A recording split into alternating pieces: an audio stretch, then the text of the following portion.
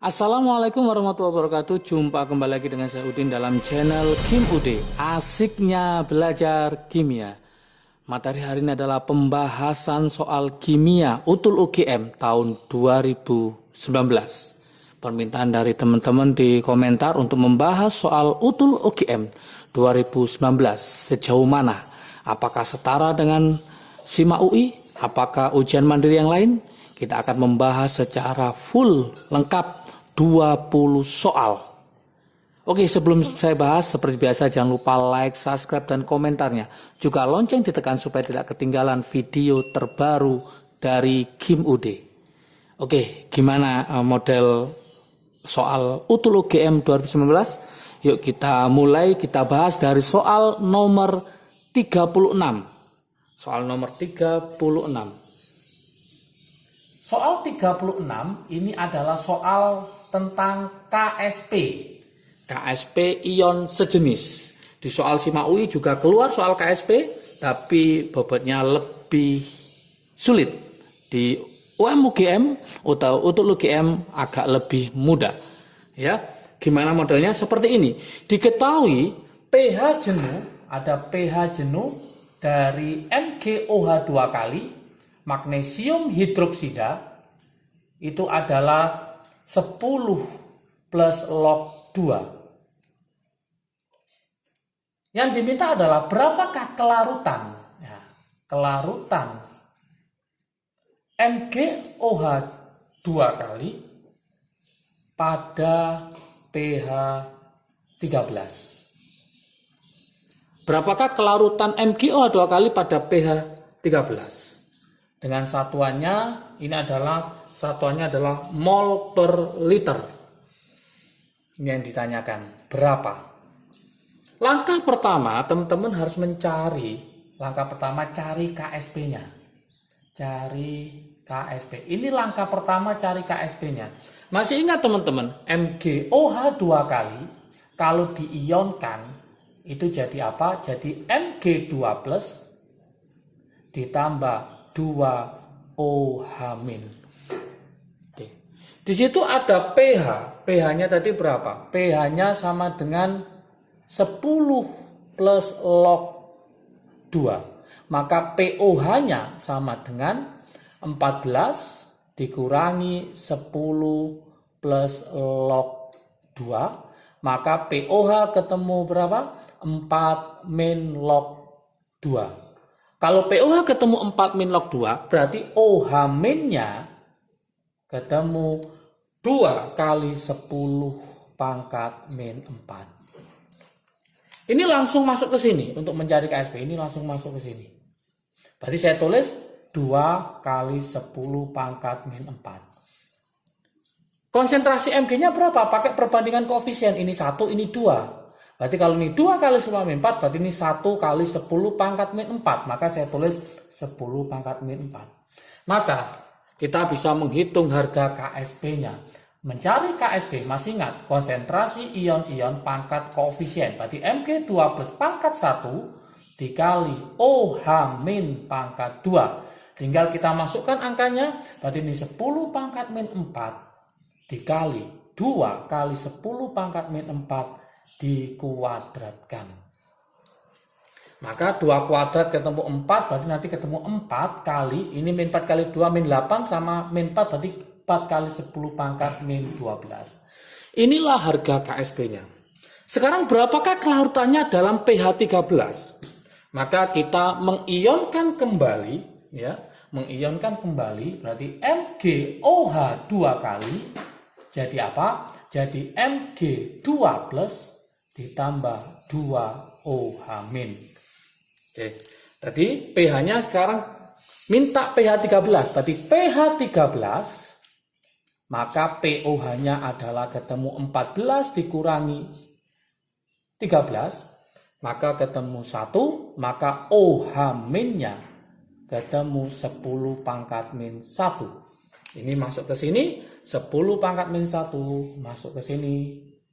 Yang diminta berapakah kelarutannya? Maka ini saya misalkan S. Berarti hasil KSP-nya sama dengan Mg2 plus dikali OH min pangkat 2. Maka ini tetap S Yang ini 10 pangkat min 1 pangkat koefisien berarti pangkat 2. Jadi KSP-nya ketemu 4 kali 10 pangkat min 12 sama dengan S kali 10 pangkat min 2. Maka kelarutannya hasilnya adalah S-nya adalah 4 kali 10 pangkat min 10. Inilah hasil akhir dari soal untuk nomor 36. Maka jawaban di option adalah yang B. Untuk soalnya nanti bisa dilihat di link deskripsi di bawahnya. Silahkan dilihat ya. Oke, nanti saya kasih di deskripsinya. Kemudian soal nomor 37. Soal nomor 37. Soal nomor 37 itu tentang sifat koligatif larutan. Sifat koligatif larutan di SIMA UI juga keluar sifat koligatif larutan, yaitu tentang tekanan osmotik sama kenaikan titik didih. Soalnya juga lebih sulit ya. Kalau di untuk UGM yang ditanyakan hanya titik didih tertinggi. Oleh karena itu kalau para pejuang untuk UGM kepingin bisa lebih, maka harus bisa menaklukkan soal-soal dari SIMA UI. Dan Kim UD sudah membuat program sukses kimia SIMA UI 2021. Nanti bisa dilihat di deskripsi ya. Silakan hubungi JP-nya supaya langsung bisa daftar karena kuota terbatas juga ya. Karena apa? Soal untuk ujian mandiri yang lainnya itu lebih mudah dibanding soal-soal dari SIMA UI. Berarti dengan belajar soal SIMA UI maka semua ujian mandiri baik PTN manapun akan lebih mudah. Oke, kita coba soal 37 untuk UGM, soal tentang sifat koligatif larutan. Mudahnya kayak apa ya? Oke, ada soal titik didih tertinggi ditanyakan. Titik didih tertinggi. Manakah titik didih tertinggi? Dari pilihan di bawah ini, yang A ada CaCl2, yang B ada NaBr, yang C ada CuSO4, yang D ada CH3OH, kemudian yang E ada KNO3. Manakah titik didih tertinggi dari A sampai E ini? Mana? Maka kita buatkan sini trik asiknya, teman-teman. Trik asiknya bisa dipelajari di channel Kim UD, sudah ada konsepnya. Silakan dipelajari semua. Trik asiknya apa? Titik didih berbanding lurus dengan delta TB-nya. Jadi titik didih itu berbanding lurus dengan kenaikan titik didihnya. Artinya apa? Jika titik didihnya ini besar, maka delta TB-nya besar. Jika titik didihnya kecil, maka delta TB-nya kecil. Nah, seperti ini. Inilah trik asiknya. Jadi ingat, titik didih berbanding lurus, titik beku berbanding terbalik.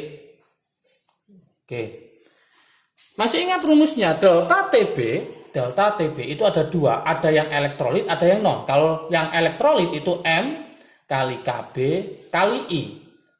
Untuk yang non itu adalah M kali KB. KB-nya sama dicoret. Soal ini molaritasnya juga sama, berarti ini kita coret. Maka bergantung pada harga I. Yang diminta adalah titik didih tertinggi. Maka cari delta TB yang paling tinggi. Delta TB dipengaruhi oleh harga I. Semakin besar I-nya, maka semakin tinggi titik didihnya. Maka soal nomor 37, teman-teman pejuang utul UGM silakan mencari harga I yang paling besar. Harga I itu ditentukan dari jumlah ionnya.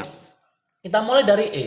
Berapakah jumlah ionnya untuk yang E ini? K-nya 1, NO3-nya 1. Berarti 1 tambah 1, 2. Berarti I-nya sama dengan 2. CH3O adalah alkohol. Alkohol adalah non-elektrolit, maka dia tanpa I. Tanpa I. Berarti dia nggak punya I.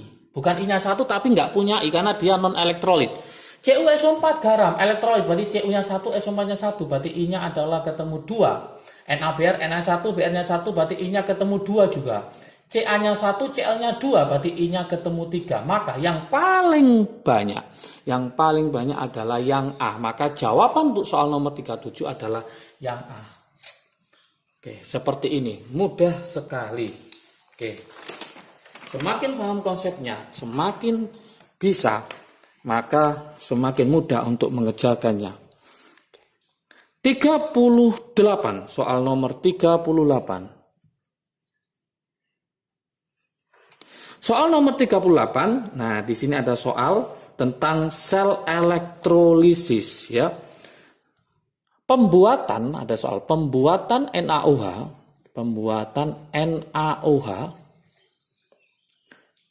dari elektrolisis NaCl,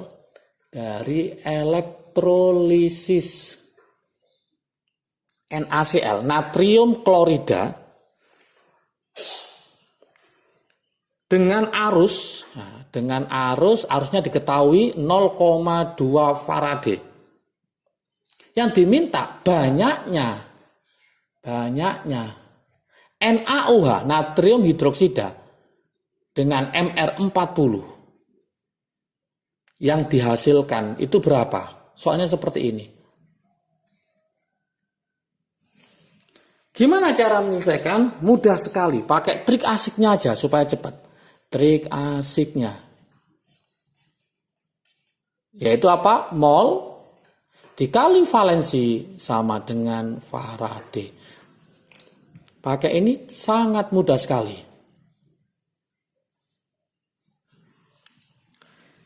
Yang diminta adalah NaOH. Ingat NaOH, Na-nya adalah Na+, berarti valensinya adalah 1. Maka saya tulis ini 1. Mencari mol adalah gramnya dibagi MR-nya adalah 40 dikali Faraday-nya adalah 0,2. Tinggal dikalikan saja. Berarti mencari gramnya adalah 40 dikali 0,2 maka ketemu 8 gram. Maka jawabannya adalah yang B. Soal nomor 39.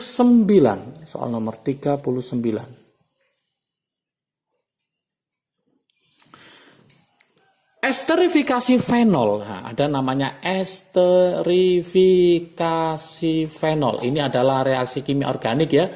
Reaksi namanya esterifikasi dengan katalis asam sulfat. Asam sulfat adalah H2SO4. Menghasilkan senyawa apa? Kalau ini nggak paham, memang agak sulit. Nah, teman-teman harus paham tentang esterifikasi itu apa.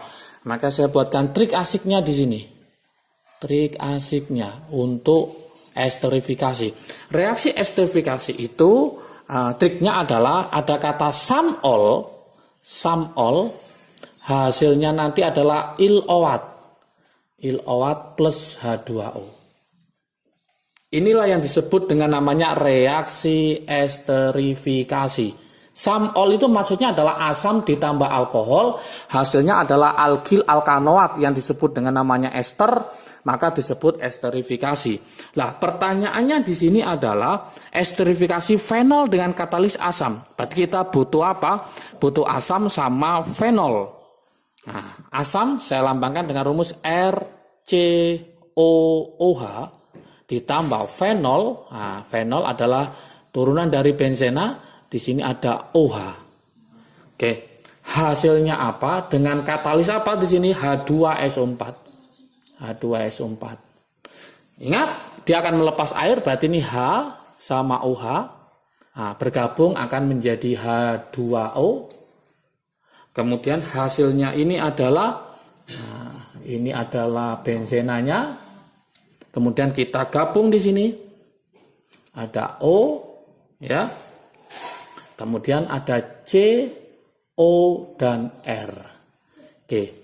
Ini adalah alkilnya, ini adalah alkanoatnya. Karena dia sebagai cabang, benzena sebagai cabang, maka namanya adalah fenil.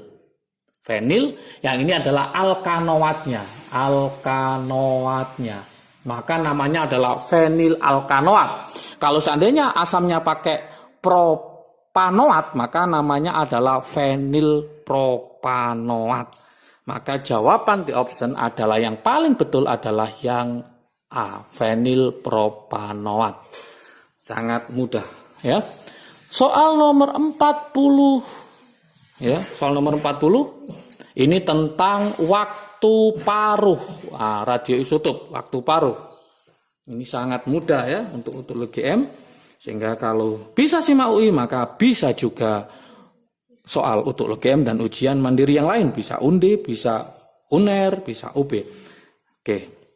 Maka harus bergabung dengan belajar bersama ya, dengan sukses kimia SIMA UI 2021. Soal nomor 40. Diketahui waktu paruh, ada waktu paruh bismut ya, waktu paruh. Diketahui ini ada waktu paruh dari bismut ya, bismut 210 itu ternyata waktu paruhnya adalah 5 hari. 5 hari. Di situ ada massa mula-mula adalah 0,032 mg. Kemudian massa sisanya adalah 0,001 mg. Yang diminta adalah waktu meluruhnya atau waktu sebenarnya. Waktu yang dibutuhkan untuk meluruh. Yang dibutuhkan untuk meluruh. Ini berapa? Kita pakai rumus radioaktif ya, yaitu NT per N0 sama dengan setengah pangkat N. NT-nya sudah diketahui di situ, yaitu 0,01 per 0,032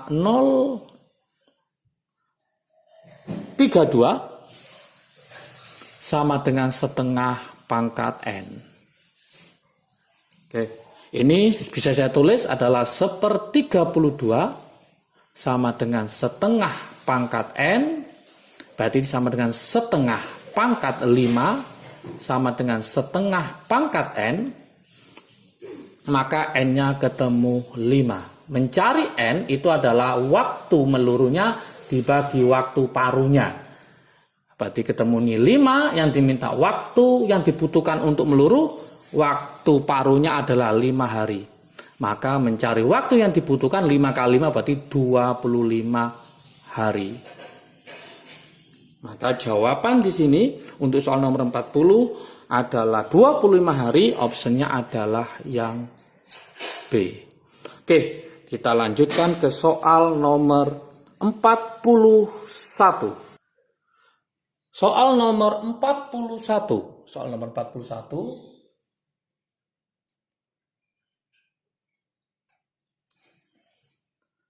Di sini adalah sel elektrolisis lagi ya. Jadi ada 2 tadi sel elektrolisis. Nomor 38 ini ditambah lagi sel elektrolisis, tapi ini adalah hukum Faraday yang kedua. Hukum Faraday 2. Model soalnya adalah diketahui 2 liter AgNO3 perak nitrat 0,1 M dialiri listrik sehingga semua Ag peraknya, semua Ag perak dia terendapkan.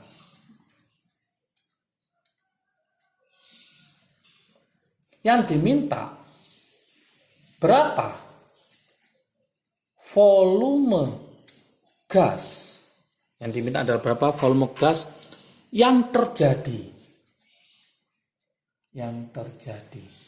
dalam keadaan STP standar. Ini yang ditanyakan. Kalau teman-teman tidak paham tentang reaksi sel elektrolisis maka akan sulit. Kenapa? Karena teman-teman harus mencari volume apa yang ditanyakan. Maka langkah pertama itu harus tahu reaksinya dulu. Reaksi sel elektrolisis untuk larutan AgNO3.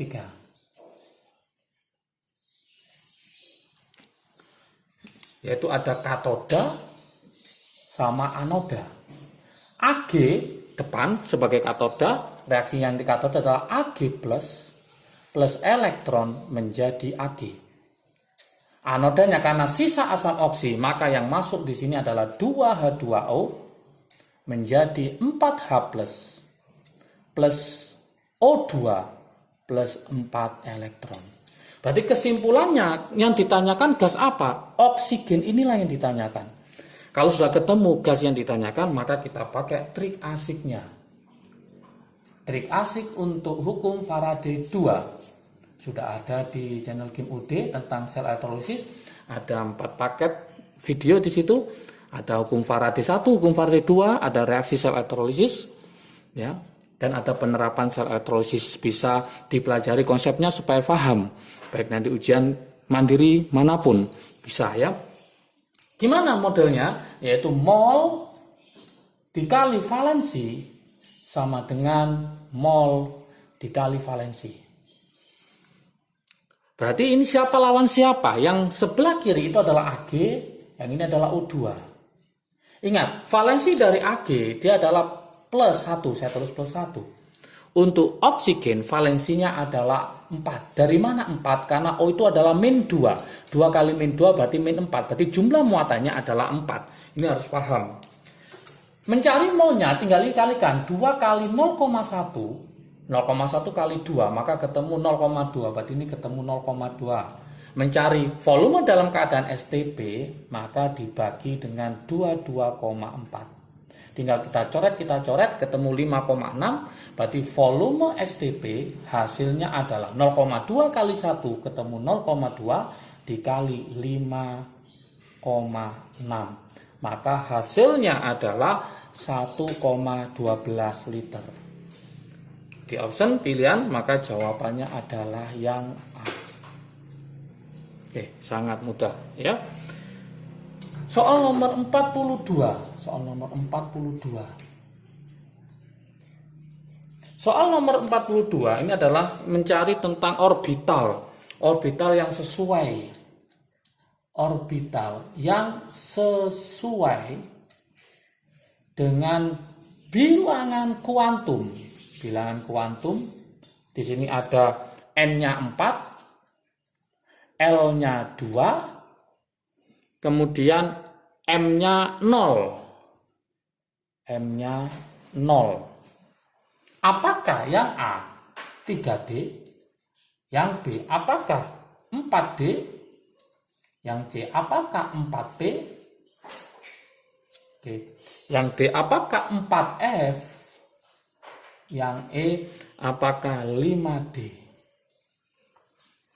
Oke. Saya kasihkan trik asiknya juga di sini. Semuanya ada trik asiknya supaya apa? Supaya menghemat waktu pas nanti teman-teman ujian semua. Karena soal-soal ujian masuk perguruan tinggi itu waktunya sangat sedikit sekali. Nah, bilangan kuantum azimut. Saya tekankan ke bilangan kuantum azimut yang dilambangkan dengan L kecil. Ingat untuk orbital S itu L-nya adalah 0. L-nya sama dengan 0. Ini S dari kata song. P itu L-nya 1 dari kata pertama. D, cara ngingatnya ya, itu L-nya 2. D dari kata 2. F, L-nya 3. Fitri, F3, 3. Nah, seperti ini. Ini harus paham. Dari sini udah bisa kita menjawab pertanyaan soal nomor 42. N-nya 4, berarti depannya 4, maka ini salah, ini salah. L-nya 2, L-nya 2, D, 2, maka D. Maka jawabannya adalah yang B. Oke. Soal nomor 42 sangat mudah. Kita lanjut ke soal nomor 43. Soal 43 tentang ikatan ionik, ya. Soal nomor 43. Ikatan ionik, ya, ikatan ionik terbentuk dari atom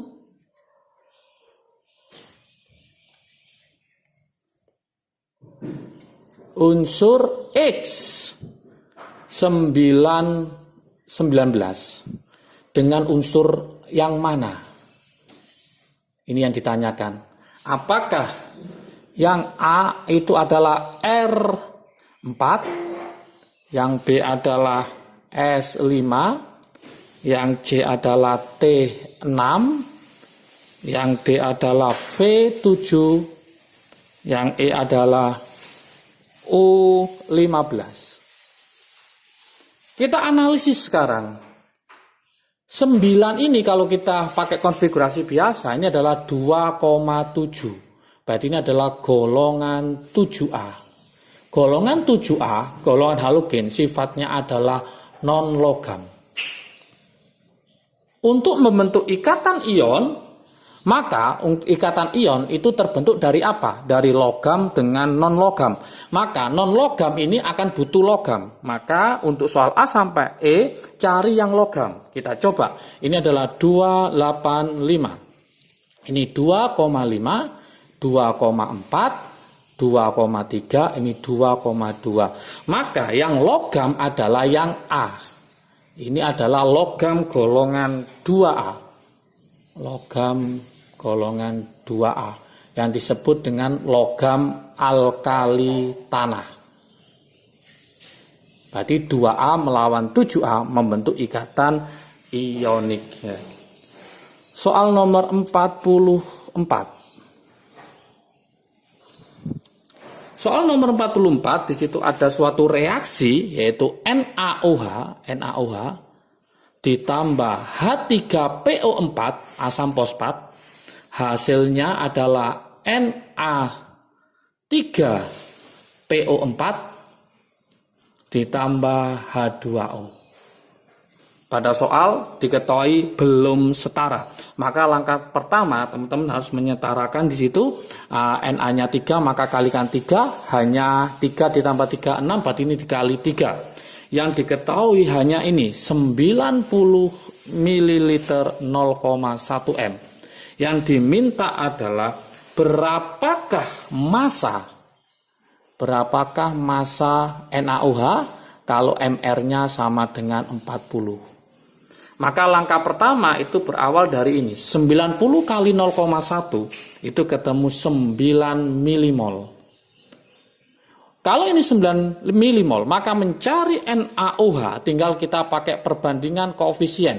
Ini angkanya 3, ini angkanya 1. Kalau 1 ketemu 9, maka NaOH-nya ketemu 3 dikali 9. Maka ketemu 27 milimol. Setelah kita tahu milimolnya, kita ingin mengetahui masanya. Berarti masanya tinggal mol dikalikan MR-nya. Berarti 27 dikali 40. Maka ketemu 1080 mg. Yang diminta di soal dalam bentuk gram. Maka hasilnya adalah 1,08 gram. Ya, 1,08 gram. Maka hasil akhirnya adalah pilihan jawabannya yang betul di situ adalah yang D. Sangat mudah sekali. Soal nomor 45 ini tentang stokiometri. Stokiometri wajib dipelajari karena semua ujian masuk keluar untuk stokiometri. Senyawa 3 metil 2 butanol ya. Ada senyawa 3 metil 2 butanol. Oke, senyawa 3 metil 2 butanol dibakar. Dibakar dengan oksigen menghasilkan CO2. Nah, menghasilkan CO2. CO2-nya adalah 11 gram. Yang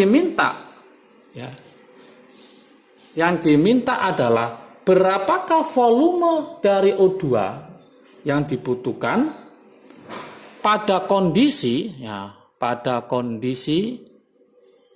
14 gram nitrogen dengan volume 20 liter. Berapakah volume oksigennya? Ini berapa? Pada kondisi 14 gram nitrogen dengan volume 20 liter. Berarti langkah pertama ya, teman-teman harus membuat reaksi 2-metil 2-butanol. Buta itu C-nya ada 4. Metil itu C-nya 1. 4 tambah 1 berarti 5. Berarti rumus reaksinya adalah C5. Karena alkohol maka rumusnya adalah C5 HCN H2N plus 2O. Berarti C5H12O. Kalau dibakar dengan oksigen, hasilnya pasti CO2 plus H2O. Langkah berikutnya tinggal disetarakan aja. C-nya 5 berarti sini 5. H-nya 12 berarti sini 6. Oksigennya 5 kali 2, 10. 10 tambah 6, 16. Di sini sudah ada 1 berarti kurang 15. Maka ini adalah 15/2. 15/2 atau 7,5. 7,5. Oke. Langkah berikutnya yang diketahui adalah ini 11 gram. Ini kita jadikan mol dibagi 44. Maka nanti ketemu berapa? Ketemu 1/4 mol. Berarti ini setara dengan 1/4 mol. Kalau ini 1/4 mol, maka oksigennya berapa? Tinggal kita hitung di situ. Yaitu nanti 15/2 per 5 dikali 1/4. Oke. Maka hasilnya nanti kalau kita lihat ini bisa ini 7,5. Saya tulis 7,5 per 5 dikali 1/4. Maka nanti hasilnya adalah 3/8 mol. Oke, hasilnya adalah 3/8 mol. Setelah kita tahu mol ya, kita lanjutkan di soal 45.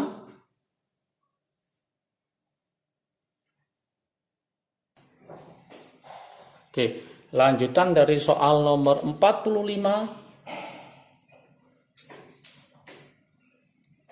Tadi sudah ketemu ya, saya tulis kembali. Di sini tadi reaksinya adalah C5H12O ditambah 7,5O2. Hasilnya adalah 5CO2 plus 6H2O. Tadi ini sudah ketemu di sini. Awalnya adalah ketemu 1/4 mol. 1/4 mol. Terus sudah kita hitung tadi ini ketemu adalah 3/8 mol. Ditanyakan sini, berapakah volumenya ini? Berapakah volumenya ini pada kondisi? Kata-kata pada kondisi itu sama dengan pada saat P dan T yang sama. P dan T yang sama. Maka pakai rumus Gay-Lussac yaitu apa? V1/N1. V1/N1 sama dengan V2/N2. Siapa? Lawan siapa? Yaitu oksigen melawan nitrogen.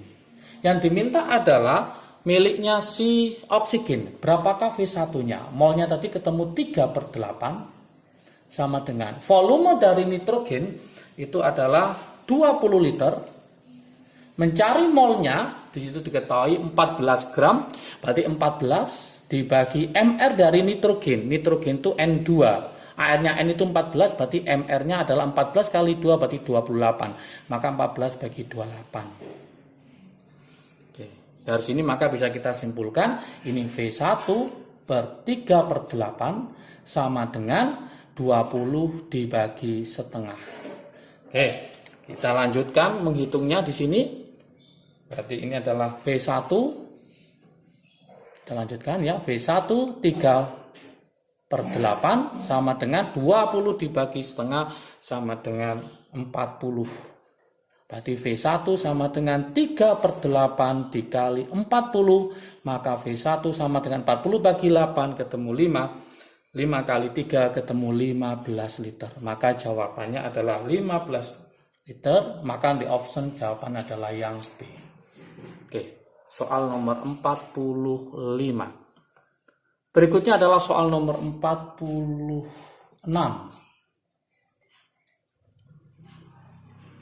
Soal nomor 46. Nah, ini tentang termokimia hukum Hess ya, hukum Hess. Di situ ada soal delta Hc, C itu combustion, pembakaran dari C6H6 itu dimisalkan adalah A kilojoule per mol. Kemudian ada delta Hf, pembentukan dari CO2 itu sama dengan B kilojoule per mol. Kemudian delta Hf dari H2O sama dengan C kilojoule per mol. Yang diminta adalah delta Hf dari C6H6. Ini berapa? Langkah pertama, ya teman-teman harus paham tentang reaksi pembakaran. Berarti ingat, C itu combustion, pembakaran, berarti rumusnya adalah C6H6. Kalau dibakar dengan oksigen, hasilnya pasti CO2 plus H2O.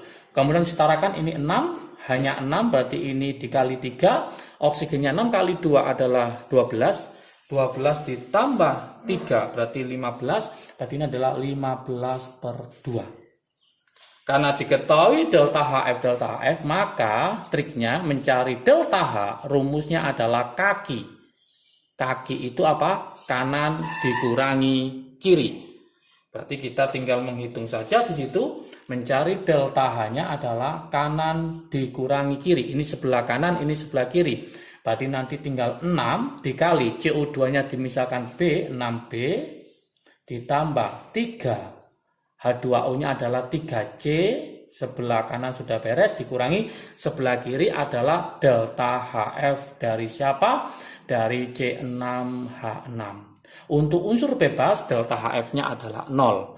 Delta Hc-nya ada berapa ini? Yaitu A. Berarti ini tinggal A sama dengan 6B ditambah 3C dikurangi delta Hf C6H6. Berarti mencari delta Hf-nya dari C6H6 itu sama dengan ini pindah ruas, ini pindah ke sana, maka hasil akhirnya adalah 6B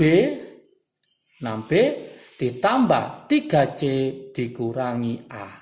Inilah hasilnya, 6B ditambah 3C kurangi A. Maka option jawabannya adalah yang A. Oke. Soal nomor 47, tentang laju reaksi. Nah, laju reaksi di soal SIMA UI keluar 2 soal, di UTUL UGM juga keluar, tapi di UTUL UGM soalnya lebih mudah. Maka saya ulang lagi, untuk belajar UTUL UGM cukup dengan belajar SIMA UI, sudah cukup untuk mempelajarinya. Maka nanti silakan lihat di deskripsi ya, hubungi CP-nya untuk SIMA UI ya, strategi khusus untuk belajar SIMA UI. 47. Soal 47. Soal nomor 47 itu tentang laju reaksi, sudah saya bilang tadi, tapi yang dicari harga K, yaitu A ditambah, situ ada A, kemudian ada B, ada V. Ada data 1, 2, 3, di mana A di sini adalah 0,1, 0,2, ini 0,3, kemudian ini 0,01, 0,01, 0,02, ini 4 kali 10 pangkat min 6, ini 16 kali 10 pangkat min 6, yang ini adalah 72 kali 10 pangkat min 6. Yang diminta, berapakah harga K-nya? Harga K-nya berapa? Langkah pertama kita mencari order masing-masing ya. Mencari ordernya si A, mencari ordernya A, syarat B harus sama. Data nomor berapa yang B-nya sama? Berarti data nomor 1 dan 2. 1 dan 2 yang sama. Nah, ini berapa kali? Ini berapa kali? 0,1 ke 0,2 berarti 2 kali. 2 pangkat X. 4 ke 16 berarti 4 kali. Berarti X-nya ketemu 2. Berikutnya kita mencari ordernya B. Mencari ordernya B sama, Ya, syaratnya A-nya sama.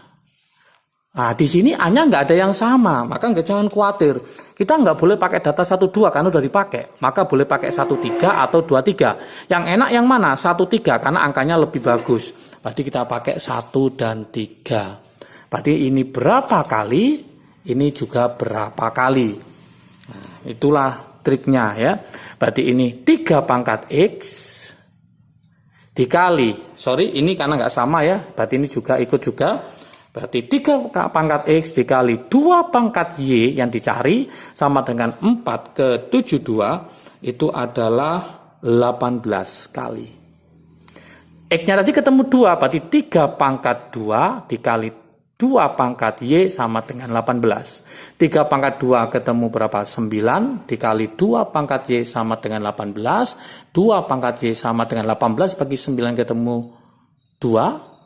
Berarti Y-nya ketemu 1. Berarti rumusnya adalah V sama dengan K kali A pangkat 2 kali B pangkat 1. Tinggal kita masukkan V-nya, kita pakai data nomor 1 karena angkanya lebih mudah. Berarti ini 4 kali 10 pangkat min 6. Ini K-nya dicari, A-nya pakai 0,1 berarti 10 pangkat min 1 kuadrat.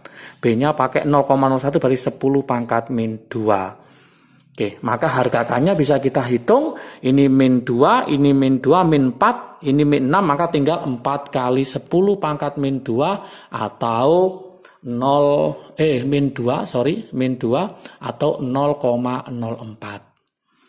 Maka jawabannya adalah yang B. Soal nomor 48. Soal nomor 48. Senyawa natrium cyanida mengandung anion basa cyanida. Betul apa salah? Ya, senyawa natrium NaCN ya, natrium cyanida itu mengandung basa cyanida. Sebab ini hubungan sebab akibat ya. Sebab ion cyanida, ion CN- ya, cyanida dapat bereaksi dengan air,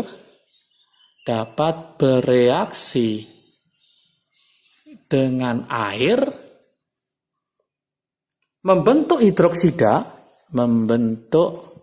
hidroksida dan asam cyanida. Hidroksida dan asam cyanida. Betul apa salah? Kita cek di sini. Senyawa NaCN mengandung basa cyanida.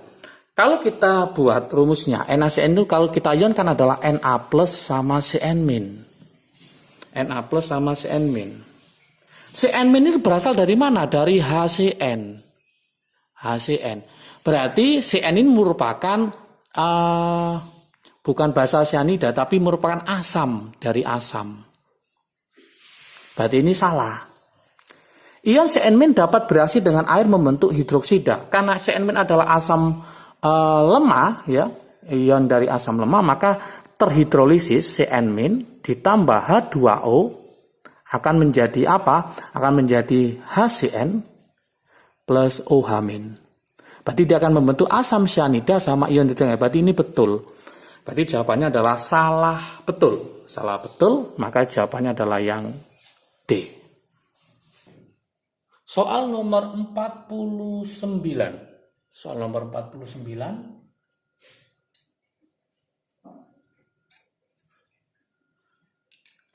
Jika sepotong tembaga, ya, jika sepotong tembaga, ada tembaga,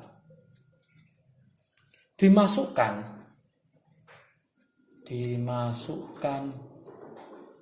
dalam larutan FeCl2,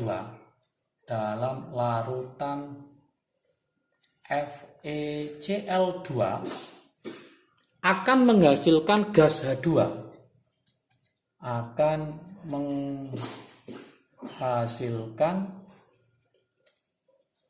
gas H2. Sebab, ini ada sebabnya, sebab tembaga tembaga oksidator lebih kuat dari Fe, dari besi.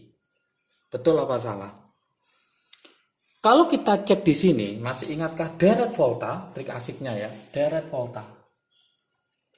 Trik asik yaitu deret volta. Di mana letak Fe dalam deret volta? Fe itu sebelah kiri, Cu-nya sebelah kanan. Masih ingatkah teman-teman semua? Sebelah kiri bisa mendesak sebelah kanan, bisa bereaksi. Tapi kalau kanan tidak bisa mendesak yang kiri. Artinya apa? Logam kiri, ya, logam kiri bisa bereaksi dengan ion logam kanan. Oke, logam ion. Soal untuk nomor 49, tembaga dimasukkan ke dalam FeCl2. Kalau saya tulis di sini berarti tembaga adalah Cu ditambah FeCl2. Bereaksi apa tidak? Kalau bereaksi menghasilkan gas H2, kalau tidak bereaksi tidak akan menghasilkan gas H2. Ingat logamnya Cu, berarti Cu mendesak Fe. Cu mendesak Fe, maka tidak bisa. Maka ini tidak ada reaksinya. Berarti ini adalah salah. Semakin ke sana, semakin ke kanan, E0 selnya semakin besar, berarti mudah mengalami reduksi, maka oksidatornya semakin kuat. Semakin kuat. Berarti kesimpulannya Cu lebih kuat daripada Fe. Tembaga oksidatornya lebih kuat dari Fe, maka ini adalah betul. Maka salah betul, jawabannya adalah yang D. Soal 50.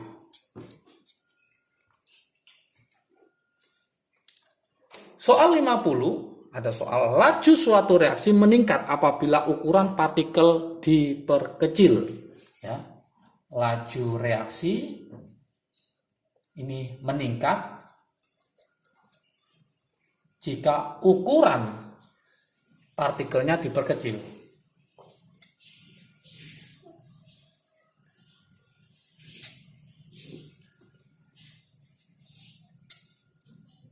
Sebab, ada sebabnya, ukuran partikel lebih kecil,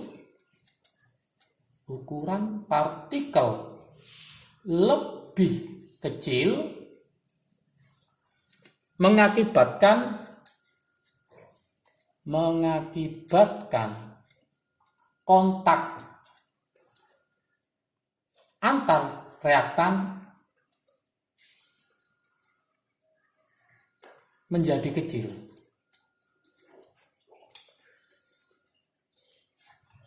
Kalau kita lihat di sini jelas laju reaksi meningkat, ukuran partikel diperkecil. Artinya apa? Diperkecil, diperhalus. Misalkan gula kasar sama gula halus lebih cepat yang gula halus. Garam yang kasar dengan garam yang halus lebih cepat yang halus. Maka laju reaksi meningkat dengan ukuran partikel diperkecil. Berarti ini betul.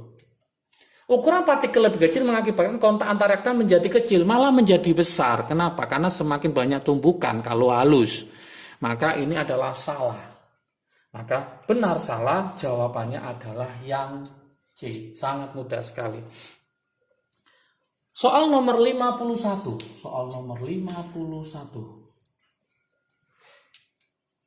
Pada reaksi kesetimbangan yaitu N2 ditambah 3H2. Kesetimbangan menjadi 2NH3 dengan delta H di sini adalah min X kilojoule. Jika suhu diturunkan, maka reaksi bergeser ke kiri. Ini betul apa salah? Sebab ada sebabnya di sini. Reaksi tersebut adalah reaksi eksoterm.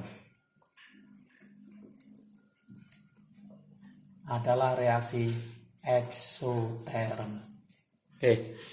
Masih ingatkah trik asiknya teman-teman semua? Trik asik untuk pergeseran kesetimbangan yaitu apa? Kalau berbicara dengan suhu, kalau suhu dinaikkan maka dia ke endo. Kalau suhu diturunkan maka dia ke exo. Ciri-ciri endo delta H-nya adalah positif, ciri-ciri exo delta H-nya adalah negatif. Ini aja, pakai trik ini aja udah selesai. Ya, kita coba sekarang. Reaksi ini reaksi apa? Ternyata ini reaksi eksoterm. Tahu dari mana? Main, exo. Jika suhu diturunkan, maka bergeser ke mana? Jelas bergeser ke kanan. Karena reaksi ke kanan adalah reaksi exo. Berarti bergeser ke kiri, ini adalah salah. Harusnya ke kanan. Reaksi tersebut adalah reaksi eksoterm, betul. Karena delta H-nya adalah negatif. Maka salah betul, jawabannya adalah yang D. Oke, soal 51 sudah berlalu. Kita ke soal nomor 52.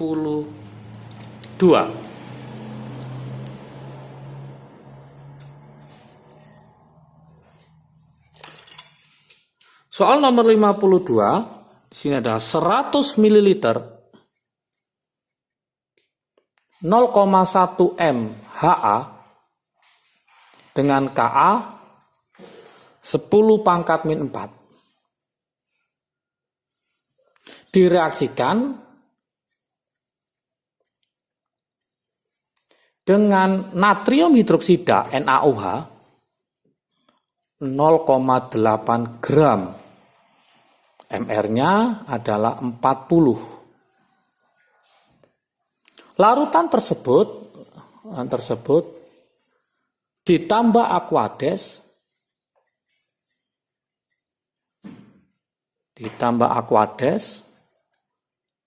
sampai volume 1 liter. Maka akan diperoleh pH-nya berapa? Maka diperoleh, kalau kita cek di sini, kita hitung pH-nya, mencari pH. Langkah pertama kita reaksikan, yaitu Ha ditambah NaOH menjadi NaA plus H2O. 100 kali 0,1 ketemu berapa? 10 milimol. Ini mula-mula reaksi sisa. Oke. Kemudian 0,8 ini kita jadikan mol, 0,8 berarti 0,8 dibagi 40. Ya, ketemu 0,02 mol atau setara dengan 20 milimol. Maka yang habis adalah yang paling kecil, fraksi pembatasnya berarti ini 0, ini 10, ini 10, ini 10, ini 10, maka sisa 10, 10, 10. Sisa 10 milimol, nah, ini kita jadikan molaritas, maka mencari M-nya adalah 10 dibagi volumenya adalah 100, maka ketemu 0,1 M. Kemudian diencerkan tambah air sampai volume 1 liter, maka kita pakai rumus pengenceran, ya, M1V1 sama dengan M2V2. M1-nya adalah 0,1, volumenya awalnya adalah 100, M2-nya dicari, diencerkan sampai 1 liter, berarti 1000 ml. Berarti M2-nya ketemu 10 pangkat min 2. Karena NaOH adalah basa kuat, maka mencari OH-nya tinggal sama dengan B kali MB. B-nya adalah 1, OH-nya 1, maka tinggal OH- adalah 10 pangkat min 2. Maka POH-nya ketemu 2. Maka pH-nya ketemu 12. Option jawabannya adalah di situ yang pertama adalah pH-nya 4 min log 2, salah. Yang kedua pH-nya 13 plus log 2, salah. Larutan bersifat asam, salah. Larutan membirukan lakmus nomor 4, berarti betul. Kenapa membirukan lakmus? Karena bersifat basa. Karena jawabannya 4 saja, maka jawabannya adalah yang D. Soal nomor 53. Soal nomor 53 tentang bersifat optik aktif, ya. Bersifat optik aktif. Bersifat optik aktif, artinya ada namanya C chiral. C chiral atau C asimetrik. C chiral itu artinya apa? C yang mengikat 4 atom yang beda. Mengikat 4 atom yang beda. Nah, di soal itu apakah 2 propanol, 2 metil 2 butanol, 3 pentanol, atau 2 butanol? Jawabannya benar adalah 2 butanol. Kalau kita buat reaksinya, 2 butanol berarti ini C, ini ada OH, ini ada H. Berarti kalau kita lihat dia mengikat apa? C yang saya kasih titik mengikat H, C, OH, C-nya ada 2. Inilah disebut dengan C chiral. Karena jawabannya hanya 4 saja, maka jawabannya adalah yang D. 54, soal 54. Energi ionisasi adalah energi yang pertama, pilihannya. Energi ionisasi adalah energi minimum untuk melepas 1 elektron. Berarti nomor 1 betul. Pernyataan nomor 1 betul. Yang kedua, 1 betul. Pasti 3 betul ya. Energi ionisasi yang kedua lebih besar daripada energi ionisasi yang pertama. Yang nomor 4, energi ionisasi K lebih kecil daripada RB. Nah, golongan 1A anggotanya adalah Li, Na, K, Rb, Cs. Semakin ke sana, semakin ke kiri ini, maka energi ionisasinya semakin besar. Berarti yang paling besar adalah yang Li. Sekarang nomor 4, K lebih kecil daripada Rb. K harusnya lebih besar. Berarti nomor 4 adalah salah. Yang nomor 3, energi ionisasi K lebih kecil daripada Na. Betul. Berarti nomor 2 betul. Berarti jawabannya adalah 1, 2, 3. Maka jawabannya adalah yang A. Terakhir soal nomor 55. Soal nomor 55, faktor yang dapat meningkatkan probabilitas tumbukan antar molekul. Nah, itu jawabannya ya, bisa memperkecil ukuran reaktan, betul. Dengan memperkecil ukuran reaktan maka semakin banyak tumbukan. Berarti 1 betul. Kemudian pengadukan 2 juga betul, karena semakin diaduk maka semakin cepat tumbukannya. Nomor 3 adalah pemanasan juga betul. Dipanaskan maka semakin cepat. Nomor 4, penambahan katalis juga akan mempercepat laju reaksi. Berarti betul, karena jawabannya betul semua, maka jawabannya adalah yang E. Oke, teman-teman pejuang untuk UGM, sudah saya bahaskan full mulai soal nomor 36 sampai nomor 55. 20 soal full dengan pembahasan yang singkat dan jelas dengan trik asiknya. Oke, supaya lebih paham silakan bisa ikut dalam sukses kimia SIMA UI 2021, karena soal-soal SIMA UI lebih menantang dari soal UM UGM, dan kalau bisa soal SIMA UI maka soal UTUL UGM atau soal yang lainnya bisa. Nanti hubungi CP-nya, saya taruh di deskripsi di bawahnya. Semoga semakin paham, semakin sukses, semakin bisa meraih PTN favorit. Salam sukses dari Kim UD, asiknya belajar kimia. Assalamualaikum warahmatullahi wabarakatuh.